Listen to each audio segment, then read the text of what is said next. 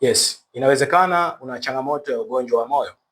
Ugonjwa wa moyo ni changamoto ambayo inawakumba watu wengi sana ambao wanapelekea hatua wametumia madawa kwa muda mrefu. Inawezekana labda ulikuwa na changamoto ya pressure, ulikuwa na changamoto ya figo, lakini ikafikia wakati sasa ukapata changamoto ya moyo ukapanuka. Umepanuka kwa sababu gani? Kuna sababu ambayo imepelekea hiyo hali imetokea. Cha kwanza ni madawa uliokuwa unayatumia kwa muda mrefu, lakini cha pili ni kinga yako imedhoofika kutokana na hiyo changamoto ya nini? Ya kinga yako kushuka kutokana na kutumia madawa yenye kemikali kwa muda mrefu.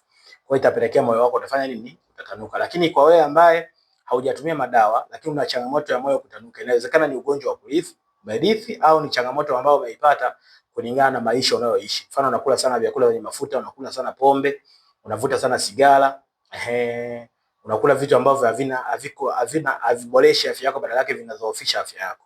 Lakini pia inawezekana labda vyote hivyo vifanye, hauli mafuta, haunywi pombe, haufanyi chochote, hauvuti sigara, lakini una msongo wa mawazo. Inawezekana kuna kipindi fulani ulipitia msongo wa mawazo, kwa ile reaction ya sumu kuwa nyingi kwenye mwili ikapelekea sasa moyo wako ukafanya nini? Ukatanuka.